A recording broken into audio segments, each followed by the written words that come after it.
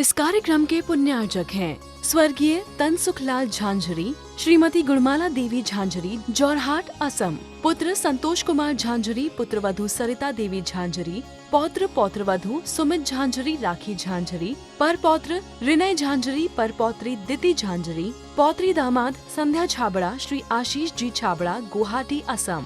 पर दोयता कर्तव्य छाबड़ा, देवांश छाबड़ा, पौत्री दामाद स्नेहा बड़जात्या, श्री नीलेश जी बड़जात्या, गुवाहाटी, असम। पर दोयती यशा बड़जात्या, अनिका बड़जात्या, पर दोयता हित बड़जात्या। वर्तमान शासन में वर्धमान स्वामी के शासन में हम सभी विरासते हैं। तीर्थंकर प्रभु की चरण स्नान में बैठकर हम सभी जिन देशना का श्रवण कर रहे। आचार्य भगवान कुलभद्र स्वामी महाराज ग्रंथ राजसार समुच्चय जी में दान शरणों की व्याख्या कर रहे हैं और यहाँ पर कल समझा रहे थे दूरस्तक्त्वा द्रव्य आसां दूरस्तक्त्वा, द्रव्य की आशा को दूर से ही त्याग कर दो। यदि संतोष चाहिए है तो, सुख चाहिए तो। इसी पर आचार्य भगवान कह रहे हैं, ज्ञानियों जो भवन आपने बनाकर रखा है 60 खंड के महल, उसमें कितनी देर रहते हो? आपका जो भवन है उसमें कितना समय व्यतीत करते हो और रोड पर कितना समय व्यतीत करते हो अशोक जी? भवनों में कितना रहते हो और रोड पर कितना रहते हो? जिंदगी के आधा से अधिक समय जीव का रोड पर निकल जाता है। बनाया था रहने के लिए, पर रहता कितना है? व्यापार के लिए बाहर जाता है, कमाने के लिए बाहर जाता है। वो कहाँ गए राजेश जी? जाते हो नहीं कि घर में रहते हो? कितने घंटे जाते हो? 14-15 होते 24 घंटे, उनमें से 15 घंटे तो तुम घर से बाहर ही निकल गए। पूरी जिंदगी के आधे समय तो आप बाहर रह गए। तो आचार्य कह रहे हैं, तेरी आयु का आधा समय तो रोड पर ही व्यतीत हो जाता है और कुछ समय मेहमानी में चला जाता है, शादी ब्याह में चले गए, रिश्तेदारी में चले गए, तो फिर घर पे नहीं रहते। कुछ समय तीर्थ यात्रा में चला जाता है, कितना ही समय व्यापार में निकल जाता है। इस 60 खंड के महल पर कितना निवास किया और राग कितना किया। निवास कितना करते हैं, भले हम ना रहते हों, लेकिन उस स्थान पर राग कितना रहता है। आपके यदि गांव में, राजस्थान में भी यदि कोई भी घर होगा आपका पुराना पैतृक, कोई का लाडून में होगा तो कोई का नागौर में होगा तो कोई का कहीं होगा, और वहां से भी अभी खबर आ जाए कि कोई आपकी दीवार से बगल से सट के भी दीवार उठा रहा है, तो आप अभी पहुंच जाओ। रहना नहीं है वहां पर, लेकिन हमारी दीवार से कैसे लगा रहा है, हमारे स्थान पे कैसे उठा रहा है। वस्तु का राग वस्तु नहीं होने पर भी कितना तीव्र रहता है। हम कहते हैं हम छोड़ दिए, आप घर से छूट के आए, छोड़ के आए घर अभी कि छूट के आए घर से? छोड़ने और छूटने में क्या अंतर है? छोड़ने और छूटने में अंतर क्या है? छूट दिया, छूट गया तो फिर वापस नहीं आएगा, तो आपसे छूटता नहीं है कोई चीज। छूटती नहीं है कि छोड़ते नहीं? छोड़ते तो हो तो छूटता नहीं। छोड़ते तो दिन घर छोड़कर आते हो। यहां पर घर में रहोगे तो यहां कैसे आ पाओगे? यहां आ रहे, इसका मतलब है कि आपने घर छोड़ा है, पर घर का राग नहीं छूटा है। घर छोड़ा है, आप यहां घर का छोड़कर यहां बैठे हो, लेकिन यहां बैठे भी आपके घर का राग आपका चल रहा है, छूट नहीं रहा है। आचार्य कह रहे हैं, मकान छोड़कर रह लेना कठिन नहीं है। मकान छोड़कर ऐसी कितनी प्रजातियां हैं जो अपने घरों को छोड़कर उधर भटक रही हैं। कितने लोग व्यापार के लिए घर छोड़कर बरसों बरसों घरों में नहीं रहे, बरसों बरसों से बाहर रह रहे हैं घर छोड़कर। तो घर छोड़ना बहुत कठिन नहीं है। कोई सोचे घर छोड़ना बहुत कठिन है। एक व्यक्ति अपना घर छोड़कर एक जंगल में कुटिया बनाकर रहने लगता है। तभी उस जंगल से एक महात्मा जी निकलते हैं। वो व्यक्ति सोचता है कि साधु संत निकल रहे हैं, क्यों मैं अपनी कुटिया में मुराज के चरण पढ़ाऊं। जे गुरु चरण जहां पढ़े जग में धीरत। वे धन्य हैं पुरुष, वे घर घर हैं जिन घरों में मुनियों के चरण पड़े हैं। वे घर मरघट हैं यहां पर साधु के चरण नहीं पड़े। क्या होता है आपके घरों में? जन्म होता मरता है। लोग कहते हैं मरघट में लोग मरते हैं, मरघट में कोई नहीं जलता। मरघट तो घर होता है, वो तो जलघट है। असली मरघट कहां? जहां मरे वही तो मरघट है। जीव कहां मरता है? घरों में मरता है। घर मरघट है, वो शमशान तो जलघट है। वहां पे जलाया जाता है, वहां मरता नहीं। कोई शमशान में जाकर मरा क्या आज तक? बताओ। कोई भी एक आध व्यक्ति की हम शमशान में सुसाइड कर दे, आसानी रही लेना, लेके भी नहीं जाना पड़ेगा। घर में मरता है। आश्चर्य हुआ, वो घर मरघट है जहां साधु के चरण नहीं पड़े। वे घर घर नहीं है, मरघट है। सोचता है कि चलो कम से कम मैं अपनी कुटिया में मुराज के चरण पढ़ाता हूं। और निवेदन करता है। मुराज उसकी कुटिया में पहुंच जाते हैं, थोड़ी देर विश्राम करते हैं, घंटे 2 घंटे रुकते हैं और फिर जाने के लिए उद्यत होते हैं। जब वो जाते हैं तो वो भी पीछे पीछे उनके जाता है। थोड़ी दूर उनको छोड़ने के बाद सबके अंदर एक जिज्ञासा होती है। यदि कभी आपके घर में महाराज आए, महाराज जी ये अपने ही घर है, कैसा है? अच्छा तो है, कोई कमी तो नहीं? पूछते नहीं पूछते? महाराज जी घर ठीक है ना, बढ़िया सुंदर है ना, अच्छा ही है। तो वो उसकी भी अंदर जिज्ञासा, पूछू तो मेरी कुटिया कैसी है, मैंने बनाई। और जब वस्तु कोई, और जो विशेष जिज्ञासा कब होती है? जब कोई वस्तु, कोई व्यक्ति जब कोई वस्तु बनाता है स्वयं। आप घर में जब खाना बनाते हो तो आपके अंदर एक जिज्ञासा रहती है कि कैसा बना। एक आपको संतोष जी एक सुखी रहने का सूत्र दे रहे हैं। हाँ,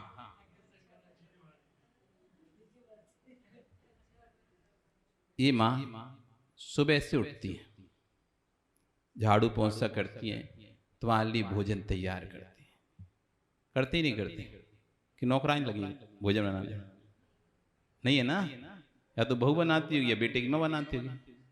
और तुम आराम से मस्त खाते हो। नमक कम है, मिर्ची कम है, ये नहीं डाला, वो नहीं डाला, इतनी कहानियां गा देते हो, पर एक बार भी झूठे मुंह ये नहीं बोलते खाना बहुत अच्छा बना।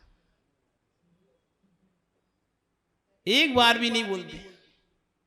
यदि घर में झगड़े से बचना है तो कम से कम पूरे दिन में एक बार प्रशंसा कर दिया कर, भोजन बहुत अच्छा बना। देख लो ताली बज रही है, इसका मतलब चाहते हैं सब, ताली बज रही है, इसका मतलब ये चाहते हैं कि आप कम से कम इतनी, कोई व्यक्ति मेहनत करता है बस इतना सा सुनना चाहता है। आपसे पैसा नहीं मांग रहा, वो आपसे पैसा नहीं चाह रहा है कि सुबह से हम काम कर रहे हैं, दूसरे को लगाते 5000 रुपए लग जाते, सुबह से लेके शाम तक लगे हुए हैं बस एक शब्द सुनने के लिए, भोजन अच्छा बना। वो बैठिए टकटकी लगाए, निगाह लगाए कि अब बोलेगा परमेश्वरा, अब बोलेगा परमेश्वरा कि भोजन अच्छा बना। और तुम तो खाए पिए, मूंछों पे ताव दियो, निकल लिए। कितना अंदर फील होता है। ओ निरंजन जी बोल दिया करो अच्छा बना, तुम देखना उसका खून 2 किलो बढ़ जाएगा। और जो काम तुम नहीं भी कर रहे थे वो काम भी करेंगे। फिर क्या चाहिए? स्वयं के द्वारा जब कोई वस्तु बनाई जाती है तो हर व्यक्ति की इच्छा होती है कि सामने वाला कम से कम एक बार कह दे कि अच्छी है। महाराज जी आहार हुए, अच्छे हुए ना, और हमने कह दिया अच्छे हो गए, तुम्हारा खून बढ़ जाएगा, और भाई हमने क्या ही था, बेचारा पूरी मेहनत की, जो थकान नहीं भी लग रही अब वो थकान भी लगने लगी, डबल थकान हो गई, और इतना सही बोल दिया नहीं बहुत अच्छे आहार हो गए, पेट अच्छा भरा, अच्छा भोजन था, आपकी सारी थकान खत्म। इतना ही से करना है। सुना सुरेश जी? इतना ही तो बोलना है, अच्छा बना। अब उतना ही सुनना चाह रहा था, कुटिया कैसी है, कुटिया कैसी है। पूछता है महाराज, कुछ नहीं बोले, आगे बढ़ गए, आगे चल रहे थे, थोड़ी दूर और चलने वाले बोला महाराज मैंने महल छोड़कर आया हूं, महल छोड़कर आया हूं और कुटिया बना ली। कैसी है? तो महाराज ने कहा क्या छोड़ा तुमने? छोड़ा कहां है, सिर्फ बदलाव भी तो किया है। छोड़ा कहां, बदलाव भी तो किया है। पहले महल में रहते थे, अब कुटिया में रह रहे हैं। पहले महल के बारे में पूछते थे, अब कुटिया के बारे में पूछ रहे कैसी है। उसको बात चुभ गई, बात तो सही है, मैंने छोड़ा क्या है, महल छोड़कर कुटिया में रहने लगा। वो गया दौड़ के और कुटिया में लगा दी आग। नहीं, अपन जब छोड़े ये तो सभी छोड़ो ना, क्यों कुटिया भी क्यों रखना, वो लगा दी।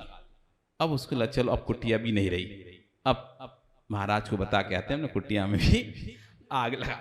वो गया और महाराज बोलते हैं महाराज मैंने कुटिया तो जला दी, अब मेरे पास कोई कुटिया नहीं है, अब मैंने छोड़ दिया, पर एक बात बताओ महाराज थी कैसे, अब तो जली गई। तो महाराज ने बोला कुटिया भले जल गई लेकिन अंदर की कुटिया अभी तक नहीं जली। बाहर से कुटिया जल गई है, तुम छोड़ तो दिए हो, जला तो लिए हो, लेकिन उसके राख से अभी तक छूट नहीं पाए हो, और जब तक उस राख से छूट नहीं पाओगे तब तक अपना कल्याण नहीं कर पाओगे। इसलिए छोड़ने से ज्यादा महत्वपूर्ण है छूटना, छोड़ने से ज्यादा महत्वपूर्ण है छूटना। छोड़ने के बाद तो ग्रहण करने की इच्छा होती है, छोड़ने के बाद तो ग्रहण करने की इच्छा होती है, लेकिन जब व्यक्ति संसार के दुखों से भयभीत होकर जब किसी वस्तु से छूटता है, आपको कोई हाथ पकड़ ले, आप किसी का हाथ पकड़ लो, छोड़ दो तो बाद में फिर पकड़ लोगे, लेकिन आपको कोई हाथ पकड़ ले और आप फिर छुड़ाओ उसे ताकत लगा के, और जैसे तैसे छुड़ा लोगे, अब उसके पास में नहीं जाओगे, फिर से पकड़ लेगा, फिर से पकड़ लेगा। बहुत कष्ट हुआ मुझे, बहुत छुड़ाने बहुत तकलीफ हुई, अब मैं पुनः इस स्थान पर नहीं आऊंगा, नहीं तो पिछले दर्दों को एहसास होता है। अभी हमको भाव वासनी होती कि कैसे कैसे दुख हमने भोगे, कैसे कैसे तीव्र वेदनाओं को भोग कर आया है जीव, कैसे कैसे दुखों को भोग के आया है। इस मनुष्य जन्म को पाकर भी हम इस समय को पूरा बर्बाद कर रहे हैं। इतना कीमती समय हमको मिला है, अपने आयु कितने कीमती निखिल मिले हैं, फिर ये मिले नहीं मिले। कोई माता सुना है भजन, चिड़िया चुग गई सारा खेत, खेत में रह गई रेत ही रेत। ऐसा ना हो जाए कि जब तक हम समझ पाए तब तक चिड़िया पूरा खेत चुग गई, आयु कन पूरे खत्म हो जाएं और हम ऐसे ही रह जाएं। बहुत ही बहुमूल्य पर्याय है। आज सुबह क्लास चली, आज दोपहर में बहुत अच्छी क्लास हुई, बहुत लोग 5-7 बहनें आई और उनसे हमने कहा नमकार मंत्र लिखो, कोई नहीं लिख पाया। लिखा मतलब लिख नहीं पाया, मतलब लिखा तो, लेकिन शुद्ध कोई नहीं लिख पाया। तब उनको फील हो रहा था कि हमने अपने इतने, महाराज जी 1 महीने से आप यहां पर हैं, हमने 30 दिन बेकार निकाल दिए। ये चीज आज हम 30 दिन बाद सीख रहे हैं। हम चाहते तो 30 दिन पहले भी ये चीज सीख सकते। आज कितनी आगे होते। आज हम एक ए से शुरू कर रहे हैं, 30 दिन पहले यदि ए से शुरू कर देते तो हो सकता है आज जेट पर पहुंच रहे होते। जब चीज पता चलेगी हमको, जब तक हम फील होंगे। आज सभी ये क्लास बंद कर दी ऊपर इन लोगों ने। शाम की क्लास थी स्टोव देश की, बंद कर दी। नहीं महाराज जी, आज फील हो रहा है कि हम कितने जीरो में हैं। आज हमें फील हो रहा है हम कितने अज्ञानी हैं कि एक नमोकार मंत्र हम भी यदि लिखना बैठे तो हम भी नहीं लिख पाएंगे। आप तो हमें वही जीरो से सिखाओ, मत सिखाओ ऊपर का, जीरो का सिखा दो। अब लग रहा है कि यही चीज यदि हम पहले सीख लिए होते, आज हम कितने आगे होते। जब हम संघ में छोटे छोटे महाराज लोग दीक्षा लेते हैं ना, कोई 17 साल का, कोई 18 साल का, कोई 22 साल का, 20 साल का, तब हमको दुख होता है हमने क्यों इतना लेट कर दिया, क्यों 28 साल तक गए। हम भी 17 साल में दीक्षा लेना चाहिए। कितना ज्ञान है, कितना आगम है, कितना जनवाणी है। आयु कम पड़ जाएगी लेकिन जनागम का पान पूरा नहीं कर पाएगी। कुछ भी तो नहीं आता, कुछ भी तो नहीं जानते। और जानने का समय मिला था, वो भी हमने प्रभात में समय निकाल दिया। अब पता नहीं कब पक्षी उड़ जाए, कब बिहार हो जाए, तब अफसोस होगा कि वो समय यदि हमने उपयोग कर लिया होता तो काश आज हम वंचित नहीं होते ज्ञान से। इसलिए अपने जीवन में जब भी मौका मिले ज्ञान अर्जन करने का, ऐसा मत सोचो क्या ही पढ़ेंगे, क्या सुनेंगे। अरे साधु ज्ञानी से अज्ञानी लड़े होवे घूसा लात, और ज्ञानी से ज्ञानी मिले तो होवे दो बात। अज्ञानी से अज्ञानी मिले तो क्या होगा, लड़ाई झगड़ा होगा आपस में। ज्ञानी से ज्ञानी मिले होवे दो बात। जब तुम किसी साधु के पास जाओगे, गुरु के पास जाओगे, तो तुम्हारे को कुछ ना कुछ ऐसा ज्ञान की वस्तु मिलेगी जिससे आज तक तुम वंचित रहे हो। बस प्राप्त करने की जिज्ञासा अंदर होना चाहिए। प्राप्त करने की जिज्ञासा होनी, जिसके अंदर ज्ञान की